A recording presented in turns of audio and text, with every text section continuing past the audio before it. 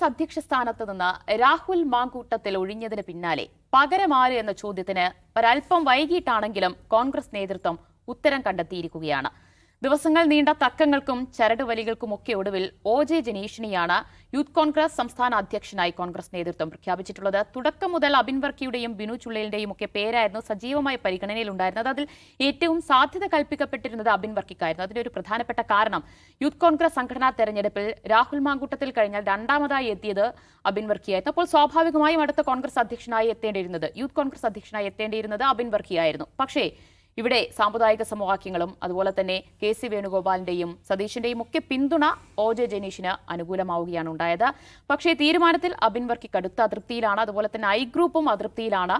പരസ്യമായി വിമർശനങ്ങൾ ഉന്നയിക്കുന്നില്ല എങ്കിലും ഉള്ളിൽ മുറുമുറുപ്പ് പുകയുന്നുണ്ട് എന്നത് വ്യക്തമാണ്. അബിൻ വർക്കി ദേശീയ സെക്രട്ടറി സ്ഥാനം ഏറ്റെടുത്തേക്കില്ല എന്ന സൂചനകൾ അദ്ദേഹത്തിന്റെ വാക്കുകളിലുണ്ട്. കേരളത്തിൽ തന്നെ തുടരാൻ തന്നെ അനുവദിക്കണം എന്ന് പാർട്ടിയോട് അഭ്യർത്ഥിക്കുമെന്നാണ് അബിൻ വർക്കി ഇന്ന് മാധ്യമങ്ങളോട് പറഞ്ഞത്. അതുപോലെ തന്നെ മറ്റ് നേതാക്കളുടെ പ്രതികരണം നോക്കിയാൽ സതീശനും സണ്ണി ജോസഫും ഒക്കെ ഒരിക്കലെടുത്ത തീരുമാനം അത് മാറ്റാൻ പോകുന്നില്ല എന്ന ഉറച്ച നിലപാടിലാണ്. പക്ഷേ ചെന്നിത്തല വരട്ടെ നോക്കാമെന്ന് പറയുന്നുണ്ട്. അദ്ദേഹത്തിന്റെ അതൃപ്തിയും ആ വാക്കുകളിൽ ഒളിഞ്ഞിരിക്കുകയും ചെയ്യുന്നുണ്ട്. എന്തായാലും അബിൻ വർക്കിക്ക് നേരിടേണ്ടി വന്ന അവഗണന ഒരു പൊട്ടിത്തെറിയിലേക്ക് കാര്യങ്ങൾ കൊണ്ടുചെന്ന് എത്തിക്കുമോ എന്നാണ് നമ്മൾ നോക്കാൻ പോകുന്നത്. അജിൻസ്, വെറും സാമുദായിക സമവാക്യങ്ങൾ മാത്രമാണോ അബിൻ വർക്കിക്ക് തിരിച്ചടിയായത്? സാമുദായിക സമവാക്യങ്ങൾ ആണോ എന്ന് ചോദിച്ചാൽ കോൺഗ്രസിൻ്റെ ഒരു ഓർഗനൈസേഷൻ രീതി, അവരുടെ ഹൈറാർക്കി എന്ന് പറഞ്ഞാൽ അതൊരിക്കലും അങ്ങനെ ഡെമോക്രാറ്റിക്കാണ്, പൂർണ്ണമായ ജനാധിപത്യ രീതിയിലാണെന്ന് പറയാൻ കഴിയില്ല. അവർ ജനാധിപത്യ രീതിയിൽ തെരഞ്ഞെടുപ്പ് നടത്തുന്ന സംഘടനകളുണ്ട്. ഇപ്പോൾ യൂത്ത് കോൺഗ്രസ്സിലൊക്കെ അങ്ങനെ നടന്നിട്ടുണ്ട്. പക്ഷേ എങ്കിൽ പോലും അവർ കുറേ അധികം ഇക്വേഷൻസൊക്കെ വെച്ചിട്ടാണ് ആളുടെ തെരഞ്ഞെടുക്കുകയോ നോമിനേറ്റ് ചെയ്യുകയോ ചെയ്യുക. അത് പരമാവധി ഐകകണ്ഠേനയാവാൻ വേണ്ടി അവർ ശ്രമിക്കും. അതിൽ പൊട്ടിത്തെറികളുണ്ടാവും. അതിൽ കുറച്ച് ജനാധിപത്യം കൂടുതലായതുകൊണ്ട് ചിലർ വന്ന് അബിൻ വർക്കി ചെയ്തതുപോലെ പുറത്തു വന്ന് പറയും എനിക്ക് അതൃപ്തിയുണ്ട്. അതേസമയം നമ്മൾ അതിന് വേറൊരു മനോഹര മാതൃക നമ്മൾ കണ്ടിട്ടുണ്ട്. നിലമ്പൂരിൽ സ്ഥാനാർത്ഥിത്വം നിഷേധിക്കപ്പെട്ട VS ജോയ് മാധ്യമങ്ങളോട് പ്രതികരിച്ച രീതിയുണ്ട്. പക്ഷേ അബിൻ വർക്കി അങ്ങനെ പറയാനുള്ളൊരു കാരണം ഈ കോൺഗ്രസിനകത്ത് നിലനിൽക്കുന്ന ഒരു ഗ്രൂപ്പ് ഇംബാലൻസ് ആണ്. ആ ഗ്രൂപ്പ് സമവാക്യം എന്നല്ല പറയുക, ഗ്രൂപ്പ് ഇംബാലൻസ് എന്നാണ് പറയുക. നമുക്കറിയാം ഇപ്പോൾ ഐ ഗ്രൂപ്പ് എന്ന് പറഞ്ഞാൽ മുമ്പ് അതൊരു ശക്തമായ ഗ്രൂപ്പായിരുന്നു കരുണാകരൻ്റെ കാലത്ത്. പിന്നീട് അത് രമേശ് ചെന്നിത്തലയിലേക്ക് വന്നു. ഉമ്മൻചാണ്ടിയുടെ മരണത്തോടെ എ ഗ്രൂപ്പ് ഇല്ലാതായി. എ ഗ്രൂപ്പ് തന്നെ പല രീതിയിലായി. മുമ്പ് ഐ ഗ്രൂപ്പിൽ ഉണ്ടായിരുന്നവർ പലരും ഇപ്പോൾ വിശാല ഐ ഗ്രൂപ്പ് എന്നോ എ ഗ്രൂപ്പ് എന്നോ പറയുന്നവരാണ്. ഇപ്പോൾ ഏത് ഗ്രൂപ്പ് ആരുടെ ഒപ്പാണെന്ന് നമുക്ക് പറയാൻ കഴിയില്ല. മുമ്പ് ഗ്രൂപ്പിൻ്റെ ഭാഗമായിരുന്ന ആൾക്കാർ ഇന്ന് ഏത് ഗ്രൂപ്പിലാണെന്ന് നമുക്കറിയില്ല. ഇപ്പോൾ ഉള്ളതെന്ന് വെച്ചാൽ വളരെ പ്രധാനപ്പെട്ട പവർ സെൻറ്ററുകളായ KC Venugopal, VD Satheesan, K Muraleedharan, ഇങ്ങനെയൊക്കെ കുറേ പേര്. അവർ ഇപ്പോൾ K മുരളീധരൻ ഏത് ഗ്രൂപ്പാണ്? K മുരളീധരൻ ഐ ഗ്രൂപ്പിൻ്റെ ഐക്കണായിരുന്നു. ഇപ്പോൾ ഏത് ഗ്രൂപ്പാണെന്ന് വെച്ചാൽ അതേ വിശാല ഐ ഗ്രൂപ്പ് എന്നോ എ ഗ്രൂപ്പ് എന്നൊക്കെ പറയാവുന്ന അവസ്ഥയിലാണ്. അപ്പോൾ വളരെ ഫ്ലൂയിഡായിട്ടുള്ളൊരു ഗ്രൂപ്പ് സമവാക്യമാണുള്ളത്. പക്ഷേ ഇതിൽ വളരെ പ്രധാനപ്പെട്ട ഒരു പവർ സെൻറ്റർ എന്ന് പറഞ്ഞാൽ രമേശ് ചെന്നിത്തലയാണ്. നമുക്കറിയാം രമേശ് ചെന്നിത്തല ഒരു പ്രതിപക്ഷ നേതാവ് എന്ന നിലയിൽ നിന്ന് അദ്ദേഹത്തെ മാറ്റുകയായിരുന്നു കഴിഞ്ഞ തെരഞ്ഞെടുപ്പിന് മുമ്പ്. അതിനുശേഷം അദ്ദേഹത്തിന് മഹാരാഷ്ട്രയുടെ ചുമതലയുള്ള AICC നേതാവാണ് അദ്ദേഹം. AICC വർക്കിംഗ് കമ്മിറ്റിയിൽ സ്ഥിരം വർക്കിംഗ് കമ്മിറ്റി അംഗമല്ല, അദ്ദേഹം പ്രത്യേക ക്ഷണിതാവാണ്. അപ്പോൾ അദ്ദേഹത്തിന് ഒരു വർക്കിംഗ് കമ്മിറ്റി അംഗമാവാനുള്ള സീനിയോറിറ്റി ഉണ്ട്, എക്സ്പീരിയൻസ് ഉണ്ട്. പക്ഷേ അദ്ദേഹം അവഗണിക്കപ്പെടുകയാണ്. അവഗണിക്കപ്പെടുന്നതിന് പിന്നിൽ ആരാണെന്ന് ചോദിച്ചാൽ കേരളത്തിലെ കോൺഗ്രസ്സുകാർ വളരെ പെട്ടെന്ന് ഉത്തരം പറയും അവിടെ AICC ജനറൽ സെക്രട്ടറി ആയിരുന്ന KC വേണുഗോപാലാണ് എന്ന്. അപ്പോൾ AICC ജനറൽ സെക്രട്ടറി എന്ന നിലയിൽ ഈ ഇന്ത്യ മുഴുവൻ കോൺഗ്രസിനെ നിയന്ത്രിക്കുന്ന സംഘടനാ ചുമതലയുള്ള ജനറൽ സെക്രട്ടറി എന്തിനാണ് കേരളത്തിലെ കാര്യങ്ങളിൽ താല്പര്യമെടുക്കുന്നതെന്നുള്ള ചോദ്യം ചിലർ ഉന്നയിക്കുന്നുണ്ട്. അദ്ദേഹത്തിന് കേരളത്തിലാണ് താല്പര്യം, അവിടെ ഇരിക്കുന്നതിനേക്കാൾ കേരളത്തിൽ വരാനാണ് താല്പര്യം എന്ന് പറയുന്നവരുണ്ട്. കേരളത്തിൽ കൂടുതൽ സമയം ചെലവഴിക്കുകയാണെന്ന് പറയുന്നുണ്ട്. കേരളത്തിൻ്റെ സംഘടനാ തെരഞ്ഞെടുപ്പുകളിലും നോമിനേഷനുകളിലും ഇടപെടുകയാണെന്ന് ആരോപിക്കുന്നവരൊക്കെയുണ്ട്. അപ്പോൾ ചെന്നിത്തലയ്ക്ക് സ്വയം അദ്ദേഹം ഒതുക്കപ്പെടുകയാണെന്ന് തോന്നൽ സ്വാഭാവികമായിട്ടുണ്ടാവും. അദ്ദേഹം 1-2 തവണ അത് അസ്വസ്ഥത പ്രകടിപ്പിക്കുകയും ചെയ്തിട്ടുണ്ട്. സ്വാഭാവികമായും ചെന്നിത്തലയുടെ ശിഷ്യനായ അബിൻ വർക്കിയെയും അങ്ങനെ ഒതുക്കപ്പെടുകയാണോ എന്ന തോന്നൽ ചെന്നിത്തലയുടെ അനുയായി വൃന്ദങ്ങൾക്കിടയിൽ ഉണ്ടാവുക സ്വാഭാവികമാണ്.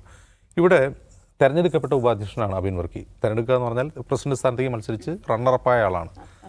അപ്പോൾ ഏറ്റവും കൂടുതൽ വോട്ട് കിട്ടിയ രണ്ടാമത്തെ ആളാണ്. അപ്പോൾ രാഹുൽ മാങ്കൂട്ടത്തിൽ പോയി കഴിഞ്ഞാൽ സ്വാഭാവികമായും ചെയ്യേണ്ടത് താൽക്കാലികമായി വിടവ് നികത്താൻ അബിൻ വർക്കി ആക്കുക എന്നുള്ളതാണ് അതിൻ്റെ ഒരു ജനാധിപത്യ രീതി.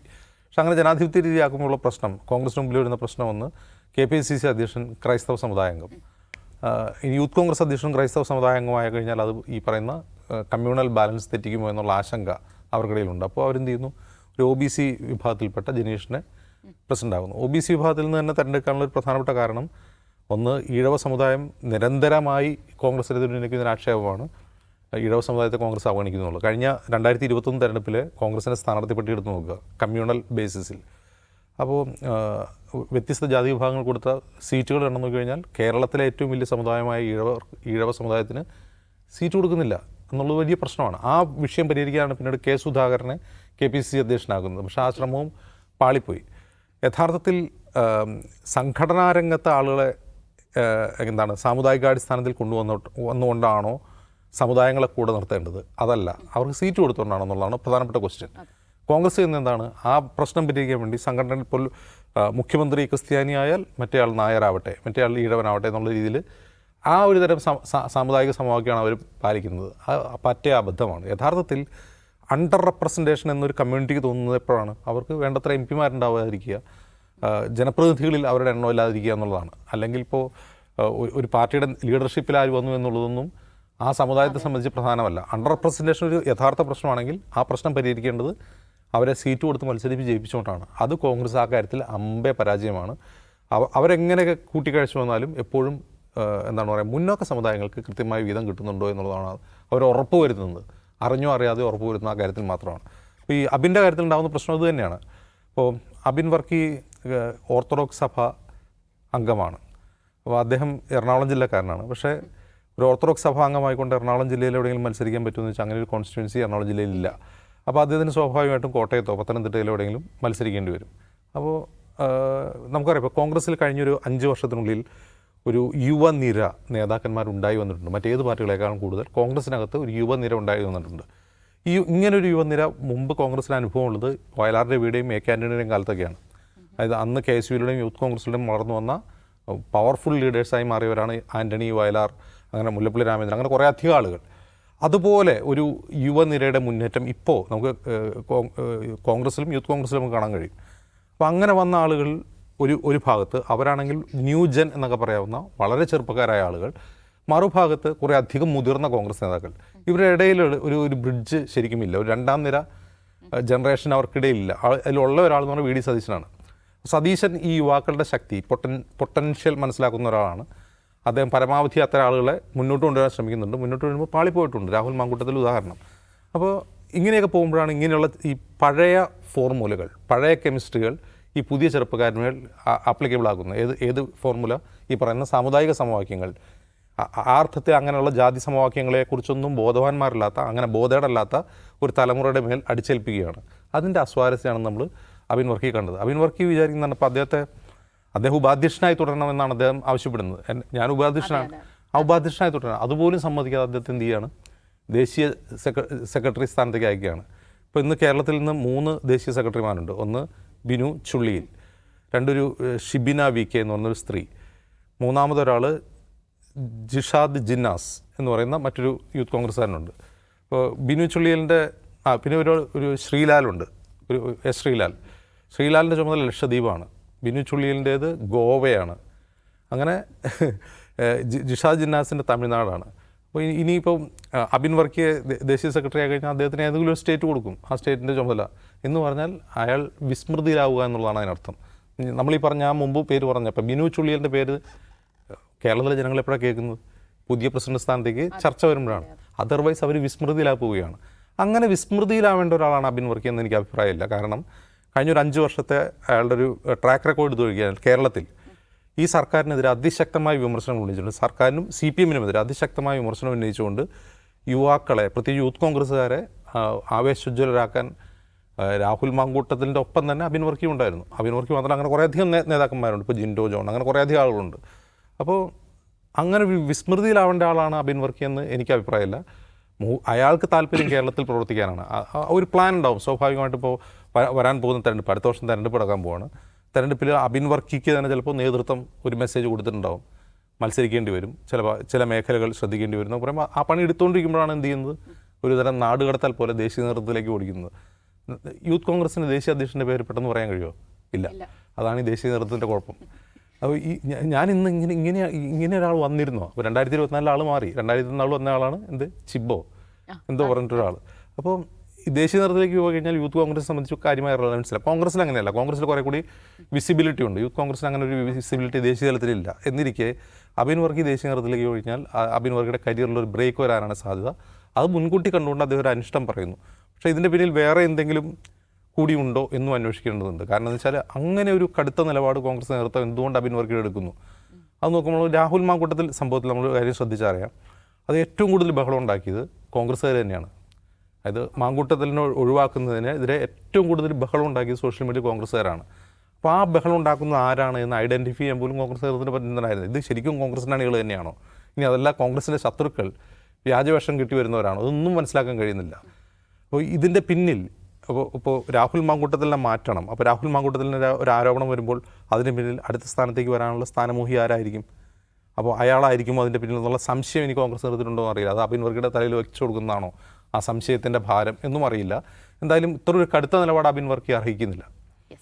നൗഫൽ, ഇവിടെ അബിൻ വർക്കിക്ക് നേരിടേണ്ടി വന്ന അവഗണന അത് കോൺഗ്രസിനകത്ത് ഒരു പൊട്ടിത്തെറിയിലേക്ക് നയിക്കുമോ, അതോ മറ്റെന്തെങ്കിലും ഉപാധികൾ മുന്നോട്ട് വെച്ച് ഉറപ്പ് നൽകിക്കൊണ്ട് ഈ അതൃപ്തി ഇല്ലാതാക്കാൻ കോൺഗ്രസ് നേതൃത്വത്തിന് കഴിയുമോ? പ്രത്യേകിച്ചൊന്നും സംഭവിക്കാൻ സാധ്യതയില്ല. കാരണം കോൺഗ്രസ് ഇപ്പം പഴയ നിലപാടൊക്കെ തന്നെയാണ് കോൺഗ്രസിനുള്ളിൽ തന്നെയും എടുക്കുന്ന തീരുമാനങ്ങൾ ഉറച്ചു നിൽക്കാൻ ഇപ്പോൾ കോൺഗ്രസ്സിന് ഈയിടെയൊക്കെ കഴിയുന്നുണ്ട്. ഇപ്പം KPC പ്രസിഡൻ്റെ കാര്യത്തിലാണെങ്കിലും UDF കൺവീനറുടെ കാര്യത്തിലാണെങ്കിലും ഒക്കത്തിലും അതൃപ്തികളും ഒക്കെ പല ഭാഗത്തുനിന്നായിട്ട് വന്നിട്ടുണ്ടെങ്കിൽ തന്നെയും അതൊന്നും തിരുത്താൻ കോൺഗ്രസ് പോയിട്ടില്ല. അതുകൊണ്ട് തന്നെ ഇതിലൊരു മാറ്റം ഉണ്ടാക്കാനുള്ള സാധ്യത ഞാൻ കാണുന്നില്ല. പിന്നെ അബിൻ വർക്കിയുടെ ഇന്നത്തെ മാധ്യമങ്ങളെ കണ്ട് സംസാരിച്ചപ്പം അദ്ദേഹം പറഞ്ഞ ഒരു പോയിൻ്റ് എനിക്ക് നന്നായി ഇഷ്ടപ്പെട്ടു. കാരണം അദ്ദേഹം പറയുന്നൊരു പോയിൻ്റ് എന്ന് വെച്ചാൽ അദ്ദേഹം കടന്നു വന്ന വഴിയെക്കുറിച്ചാണ് അദ്ദേഹം പറയുന്നത്. അതായത് KSUവിൻ്റെ യൂണിറ്റ് സെക്രട്ടറിയായി തിരഞ്ഞെടുക്കപ്പെട്ടത് തെരഞ്ഞെടുപ്പിലൂടെയാണ്, NSUവിൻ്റെ ഭാരവാഹിയായത് തെരഞ്ഞെടുപ്പിലൂടെയാണ്, യൂത്ത് കോൺഗ്രസിൻ്റെ മണ്ഡലം ഭാരവാഹിയായത് തെരഞ്ഞെടുപ്പിലൂടെയാണ്, യൂത്ത് കോൺഗ്രസിൻ്റെ സംസ്ഥാന വൈസ് പ്രസിഡൻ്റ് ആവുന്നത് തെരഞ്ഞെടുപ്പിലൂടെയാണ്. ഇതെല്ലാം തെരഞ്ഞെടുപ്പിലൂടെ കടന്നു വന്നാണ് ഞാൻ ഈ ഒരു സ്ഥാനത്ത് ഇപ്പോൾ നിൽക്കുന്നത് എന്നുള്ളതാണ് അദ്ദേഹം പറയുന്നത്. അതിൻ്റെ കാരണമായി അദ്ദേഹം പറയുന്നത് ഈ രാഹുൽ ഗാന്ധിയാണ് ഈ ഒരു ജനാധിപത്യവൽക്കരണം തുടക്കി വെച്ചത്. ആ ഒരു പ്രോസസ്സിനുള്ള തടസ്സം അല്ലെങ്കിൽ ആ പ്രോസസ്സിനെ തകർക്കുന്ന ഒന്നാണ് ഇപ്പോൾ സംഭവിച്ചിരിക്കുന്നതെന്നാണ് അദ്ദേഹം പറഞ്ഞു വെച്ചതിൻ്റെ ചുരുക്കം. അതായത് യൂത്ത് കോൺഗ്രസ് തെരഞ്ഞെടുപ്പ് എന്ന് പറഞ്ഞാൽ കുറേ വിവാദങ്ങൾ ഉണ്ടാക്കിയെങ്കിൽ തന്നെയും അത് യൂത്ത് കോൺഗ്രസ്സിൽ ഒരു ജനാധിപത്യം നടപ്പിലാക്കി എന്നൊരു തോന്നലുണ്ടായിരുന്നു. ആ ജനാധിപത്യ പ്രക്രിയയിൽ 2ാം സ്ഥാനത്ത് വന്ന ആളാണ് അബിൻ വർക്കി. അങ്ങനെയുള്ള ഒരാൾ ഇപ്പോൾ അതിനേക്കാൾ എത്രയോ താഴെ വന്ന ഒരാളെ പ്രസിഡൻ്റാക്കി മാറ്റുമ്പോൾ ഇദ്ദേഹത്തിനുള്ള പിന്തുണ എവിടെ കൊണ്ടുപോയി വെക്കും എന്നുള്ളത് വളരെ പ്രധാനപ്പെട്ട ഒരു ചോദ്യമാണല്ലോ. അപ്പം അദ്ദേഹത്തോട് പറയുകയാണ്, നിങ്ങളിപ്പോൾ നേരത്തെ അജിംസക് സൂചിപ്പിച്ച പോലെ വിസ്മൃതിയിലാകുന്ന ഒരു ഓർണമെൻ്റൽ പോസ്റ്റിലേക്ക് അയാൾ കൊണ്ടുപോയി വെക്കുകയാണ്. അപ്പം സ്വാഭാവികമായും അതൊരു വലിയ ചോദ്യം തന്നെയാണ്. രാഹുൽ ഗാന്ധി തുടങ്ങി വെച്ച ജനാധിപത്യ പ്രക്രിയ പൂർത്തിയാക്കാതെ അതിൽ വിജയിച്ച ഒരാളെ മാറ്റി നിർത്തിക്കൊണ്ട് മറ്റൊരാളെ നോമിനേറ്റ് ചെയ്ത് കൊണ്ടുവരുന്ന പോലെ കൊണ്ടുവെക്കുക എന്ന് പറയുന്നത് ശരിയായ നിലപാടല്ലല്ലോ എന്നുള്ളതാണ് അദ്ദേഹം ചോദിക്കുന്നത്. അദ്ദേഹം സ്വാഭാവികമായും നിയമസഭാ സീറ്റൊക്കെ ആഗ്രഹിക്കുന്ന അല്ലെങ്കിൽ അതിനർഹനായ ഒരാളാണ്. അപ്പോൾ അങ്ങനെയുള്ള ഒരാൾ ഇപ്പോൾ ഇന്ന് വന്നിട്ട് നമ്മൾ ഉദ്ദേശിച്ചപ്പോൾ ജോയിയൊക്കെ പറഞ്ഞ പോലെ VS ജോയിയൊക്കെ പറഞ്ഞ പോലെ വളരെ ഒരു മര്യാദാരാമനായി വന്ന് സംസാരിക്കുമെന്നാണ് നമ്മളൊക്കെ കരുതിയിരുന്നത്. അദ്ദേഹം രാവിലെ വാർത്താസമ്മേളനം വിളിച്ചുവെങ്കിൽ തന്നെയും അദ്ദേഹം ഒന്നും പൊട്ടിത്തെറിക്കാനോ അതൃപ്തി പ്രകടിപ്പിക്കാനോ ഒന്നും സാധ്യതയില്ല. നേരെ മറിച്ച് അദ്ദേഹം ആശംസകൾ നേർന്ന് പാർട്ടിയുടെ ഒപ്പം ഉണ്ടാകും എന്ന് പറഞ്ഞ് അടുത്ത നിയമസഭാ സീറ്റിലേക്ക് കണ്ണുവെച്ച് നിൽക്കുമെന്നാണ് നമ്മൾ കരുതിയത്. പക്ഷേ അതൊന്നുമില്ലാതെ അദ്ദേഹം അതൃപ്തി പ്രകടമാക്കുന്നതിനുള്ള കാരണവും ഇത് തന്നെയാണെന്നാണ് ഞാൻ മനസ്സിലാക്കുന്നത്. അപ്പോൾ അങ്ങനെ ഒരു പ്രോസസ്സ് ഇവിടെ ഉണ്ട് എന്ന് അദ്ദേഹം ബോധ്യപ്പെടുത്തുകയും ആ പ്രോസസ്സിൻ്റെ ഭാഗമാണ് താനെന്നും ഇപ്പോൾ നിയമിക്കപ്പെട്ട ആൾ ആ പ്രോസസ്സിൻ്റെ ഭാഗമല്ല എന്നും അദ്ദേഹം പറയാതെ പറയുകയാണ് ചെയ്തിരിക്കുന്നത്. അത് വളരെ പ്രധാനപ്പെട്ടതാണ്. രണ്ടാമത്തെ കാര്യം, ഇങ്ങനെ ഒരാൾ തിരഞ്ഞെടുക്കുന്നതിന് ഈ ഒരു യൂത്ത് കോൺഗ്രസ് സംസ്ഥാന പ്രസിഡന്റ് തിരഞ്ഞെടുക്കാൻ വേണ്ടി ഏറെ നാളെടുക്കേണ്ടി വന്നു. അതിന് കോൺഗ്രസ് ഒരുപാട് കാര്യങ്ങൾ ആലോചിച്ചിട്ടുണ്ടാവും. ഈ പറഞ്ഞ ജാതി മത സമവാക്യം വളരെ പ്രധാനപ്പെട്ടതാണ് കോൺഗ്രസിനെ സംബന്ധിച്ചിടത്തോളം. കോൺഗ്രസിന് അതൊരു ശാപമാണ്. കാരണം മറ്റേത് പാർട്ടികളിൽ ഇല്ലാത്തതിനേക്കാൾ എത്രയോ അധികം ഈ കാര്യത്തിൽ വല്ലാതെ സമുദായങ്ങളെയും സമുദായ പാർട്ടികളെയൊക്കെ പേടിക്കുന്ന ഒരു പാർട്ടിയാണ് കോൺഗ്രസ്. ഈ സമുദായത്തിൽ നിന്ന് ഇത്ര ആളെടുത്തില്ലെങ്കിൽ ആ സമുദായത്തിൽ നിന്ന് ഇത്രയോ പേരെ നമ്മൾ ഉൾക്കൊള്ളുന്നില്ലെങ്കിൽ ആ സമുദായം നമുക്കെതിരായി പോകുമെന്നുള്ള വല്ലാത്തൊരു ആദിയുള്ളൊരു പാർട്ടിയാണ് കോൺഗ്രസ്. അപ്പോൾ അതുകൊണ്ട് തന്നെ പലപ്പോഴും ഇത് ചിലപ്പോഴൊക്കെ ഇംബാലൻസ്ഡായി പോകാറുണ്ട്. ആ സമയത്തൊക്കെ ഈ കോൺഗ്രസിൻ്റെ പേടി കണ്ടിട്ട് തന്നെ അല്ലെങ്കിൽ കോൺഗ്രസിൻ്റെ ഈ ദൗർബല്യം കണ്ടിട്ട് തന്നെ അവിടെ മറ്റവർ പത്തി വിടർത്താറുമുണ്ട്. അപ്പോൾ അതുകൊണ്ട് തന്നെ കോൺഗ്രസ്സിന് അതില്ലാതെ മുന്നോട്ട് പോകാൻ കഴിയില്ല. ഈ പറഞ്ഞ പോലെ KSUവിനും കോൺഗ്രസ്സിനും ഒക്കെ സംസ്ഥാന പ്രസിഡന്റുമാർ ഒരു സമുദായത്തിൽ നിന്ന് വരുന്നു. അപ്പോൾ സ്വാഭാവികമായി യൂത്ത് കോൺഗ്രസ്സിന് അത് വരാൻ സാധിക്കില്ല എന്നുള്ള സത്യമാണ്. അപ്പോൾ അതെല്ലാം കൂടി പരിഗണിച്ചുകൊണ്ടാണ് കോൺഗ്രസ് ഇത്തരത്തിലൊരു തീരുമാനം എടുത്തിരിക്കുന്നത് ശരിയാണ്. ഒരേ സമയം ഈ ജാതിമത സമവാക്യം കോൺഗ്രസ് നേതാക്കൾക്ക് അനുഗ്രഹവും ശാപവുമാണ്. ചിലപ്പം ഇതേ കാരണത്താൽ മറ്റൊരാൾക്ക് അവസരം കിട്ടും, ഇതേ കാരണത്താൽ വേറൊരാൾക്ക് അവസരം നഷ്ടപ്പെടും എന്നുള്ളതാണ്. രണ്ടാമത്തെ കാര്യം, രമേശ് ചെന്നിത്തലയുടെ ഇടപെടലാണ്. നേരത്തെ നമുക്കറിയാം ഈ സിദ്ദീഖിൻ്റെ വിഷയത്തിൽ ഉമ്മൻചാണ്ടി വല്ലാതെ ഇടഞ്ഞൊരു കാലം ഉണ്ടായിരുന്നു. അതായത് ലിജുവിനെ സംസ്ഥാന പ്രസിഡന്റ് സ്ഥാനത്തേക്ക് കൊണ്ടുവരുന്ന സമയത്താണ് സിദ്ദീഖിന് അവസരം നിഷേധിക്കപ്പെട്ടു. കാരണം സിദ്ദീഖിൻ്റെ ഉമ്മൻചാണ്ടിയുടെ സ്വന്തം ആളാണ് സിദ്ദീഖ്, അല്ലെങ്കിൽ നേരെ തിരിച്ചുമാണ്. അപ്പോൾ അന്ന് വളരെ ഓപ്പൺ ഫൈറ്റാണ് ശരിക്കും ഉമ്മൻചാണ്ടി നടത്തിയത്. അന്ന് പ്രവർത്തക സമിതിയിൽ പങ്കെടുക്കാതിരിക്കുക, അങ്ങനെ ഓപ്പൺ ഫൈറ്റ് നടത്തുകയും പിന്നെ സിദ്ദീഖിൻ്റെ കാലാവധി നീട്ടിക്കൊണ്ടുപോവുകയാണ് പിന്നീട് ഉണ്ടായത്. പക്ഷേ അത്തരമൊരു ഓപ്പൺ ഫൈറ്റിലേക്ക് രമേശ് ചെന്നിത്തല ഒരിക്കലും പോകില്ല, രമേശ് ചെന്നിത്തല അങ്ങനെ പോകാൻ കഴിയുകയില്ല. നേരെ മറിച്ച് ഇത്തരത്തിലുള്ള ഇൻഡയറക്റ്റ് ആയിട്ടുള്ള കാര്യങ്ങൾ പറയുകയും അങ്ങനെ ഇതിലൊരു സമ്മർദ്ദം ഉണ്ടാക്കാൻ ശ്രമിക്കുകയുമാണ് ചെയ്തുകൊണ്ടിരിക്കുന്നതെന്നാണ് ഞാൻ മനസ്സിലാക്കുന്നത്. ഏതായാലും അബിൻ വർക്കിയെ സംബന്ധിച്ചിടത്തോളം ഇനി അദ്ദേഹം മിണ്ടാതിരിക്കുന്നതായിരിക്കും അദ്ദേഹത്തിന് നല്ലത്. കാരണം ഇനി മിണ്ടിക്കഴിഞ്ഞാൽ സ്വാഭാവികമായും അത് വലിയ പ്രശ്നങ്ങളിലേക്ക് പോകും. ഈ സമയമെന്ന് പറഞ്ഞു കഴിഞ്ഞാൽ വളരെ പ്രധാനപ്പെട്ട ക്രൂഷ്യലായ ഒരു സമയമാണ് തദ്ദേശ തെരഞ്ഞെടുപ്പ്, നിയമസഭാ തെരഞ്ഞെടുപ്പ്. ഈ സമയത്ത് ഒരു അതൃപ്തി പ്രകടിപ്പിക്കുകയും അങ്ങനെ വിയോജിപ്പോടുകൂടി പാർട്ടിയിൽ തന്നെ നിൽക്കുകയൊക്കെ ചെയ്യുന്നത് വലിയ പ്രശ്നങ്ങളുണ്ടാക്കും. കാരണം അണികൾക്ക്, നിലവിലെ അവസ്ഥയിൽ അണികൾക്ക് അത് സഹിക്കാൻ പറ്റാത്തൊരവസ്ഥയാണ്. കാരണം എന്ത് പ്രശ്നമുണ്ട്, എന്തെങ്കിലും ഇതുപോലുള്ള പ്രശ്നം ഉണ്ടായിക്കഴിഞ്ഞാൽ അണികൾക്ക് ഈ സമയത്ത് അത് സഹിക്കാനേ പറ്റില്ല എന്നുള്ളത് സത്യമാണ്. ഇപ്പോൾ തന്നെ നമുക്ക് ഫേസ്ബുക്ക് കമൻറ്റുകളിലൊക്കെ കാണുന്ന അബിൻ വർക്കിയോട് ഇഷ്ടമുള്ളവർ തന്നെ ഇത്തരത്തിൽ പറയേണ്ടതില്ല എന്നുള്ളൊരു മെസ്സേജാണ് അവർ കൊടുത്തുകൊണ്ടിരിക്കുന്നത്. പക്ഷേ പാർട്ടിക്ക് ഒരു കാര്യം കൂടി ശ്രദ്ധിക്കേണ്ടത്, കാരണം രാഹുൽ മാങ്കൂട്ടത്തിൽ എന്ന് പറയുന്ന ആൾ യൂത്ത് കോൺഗ്രസിൻ്റെ പ്രസിഡൻ്റ് ആവുന്നത് ഈ പറയുന്ന പ്രോസസ്സിലൂടെ ആണെങ്കിൽ തന്നെയും അദ്ദേഹം എങ്ങനെയാണ് ചാനൽ ചർച്ചകളിലൂടെ അദ്ദേഹത്തിൻ്റെ പ്രതികരണങ്ങളിലൂടെയൊക്കെയാണ് അദ്ദേഹം പെട്ടെന്ന് വളർന്നു വന്നത്. അപ്പം അബിൻ വർക്കി ഇതുപോലെ ഈ പറയുന്ന പ്രോസസ്സിലൂടെ അല്ലെങ്കിൽ ജനാധിപത്യ പ്രക്രിയയിലൂടെ തിരഞ്ഞെടുക്കപ്പെട്ടതാണെങ്കിൽ തന്നെയും അദ്ദേഹവും ഈ ചാനൽ ചർച്ചകളിലൂടെയാണ് സ്റ്റാർ ആകുന്നത്. അപ്പോൾ അങ്ങനെയൊരു സ്റ്റാർ എന്നുള്ള രീതിയിൽ ഒരാളെ പ്രസിഡന്റ് ആക്കേണ്ടതില്ല എന്നൊരു പക്ഷേ തീരുമാനിച്ചിട്ടുണ്ടാവാം. രാഹുൽ മാങ്കൂട്ടത്തെ അനുഭവം അവിടെ കിടക്കുന്നുണ്ട്. നേരെ മറിച്ച് സംഘടനയെ എങ്ങനെ ചലിപ്പിക്കാൻ കഴിയും, അതിനുള്ള സംഘടനാ സംവിധാനത്തെ കൊണ്ടുപോകാൻ കഴിയുന്ന മുൻകാല അനുഭവമൊക്കെ വെച്ചുകൊണ്ട് ആകാം ഒരുപക്ഷെ ഈ തീരുമാനം എടുത്തിരിക്കുന്നത് എനിക്ക് തോന്നുന്നു. ഏതായാലും അബിൻ വർക്കിയെ സംബന്ധിച്ചിടത്തോളം അദ്ദേഹത്തിന് ആരും അദ്ദേഹത്തിനെ അറുത്ത് മാറ്റിയിട്ടില്ല. അദ്ദേഹത്തിന് ഇനിയും ഒരുപാട് സാധ്യതകളുണ്ട്. വരുന്ന നിയമസഭാ തെരഞ്ഞെടുപ്പൊക്കെ സാധ്യതകൾ ഞാൻ കാണുന്നുണ്ട്. അങ്ങനെ നിലവിൽ ഉള്ള അവസ്ഥയിൽ തന്നെ അദ്ദേഹം മുന്നോട്ട് പോവുകയും ദേശീയ സെക്രട്ടറി എന്നുള്ള സംസ്ഥാനത്ത് തന്നെ പ്രവർത്തിക്കേണ്ടി വരികയും സംസ്ഥാനത്ത് തന്നെ പ്രവർത്തിക്കാൻ കഴിയുകയും ചെയ്യുമല്ലോ. അപ്പോൾ അങ്ങനെ അധികം ഇനിയും പ്രതികരിക്കാതിരിക്കുന്നതായിരിക്കും അദ്ദേഹത്തിന് നല്ലതെന്നാണ് എനിക്ക് തോന്നുന്നത്. യെസ്, എന്തായാലും യൂത്ത് കോൺഗ്രസ് അധ്യക്ഷ സ്ഥാനത്തിന് അർഹൻ അബിൻ വർക്കി ആയിരുന്നു എന്ന ഒരു പൊതുവികാരം ഒരു വിഭാഗത്തിനുണ്ട്. യൂത്ത് കോൺഗ്രസിനകത്തും ഒക്കെ ഉണ്ട്. പക്ഷേ അത് പല കാരണങ്ങൾ കൊണ്ട് അബിൻ വർക്കിക്ക് നിഷേധിക്കപ്പെടുകയാണ് ചെയ്തിട്ടുള്ളത്. അദ്ദേഹം ആ അതൃപ്തി പറയുകയും ചെയ്യുന്നുണ്ട്. ഈ അതൃപ്തി ഇനി എങ്ങനെ കോൺഗ്രസ് നേതൃത്വം ഉൾക്കൊള്ളും? ഒരു നിയമസഭാ സീറ്റൊക്കെ ഉറപ്പ് നൽകിക്കൊണ്ട് ഈ ഒരു പ്രശ്നം പരിഹരിക്കുമോ, അതോ കൂടുതൽ രൂക്ഷമായ പ്രശ്നങ്ങളിലേക്ക് ഇത് കൊണ്ടുചെന്നെത്തിക്കുമോ എന്ന് നമുക്ക് നോക്കാം.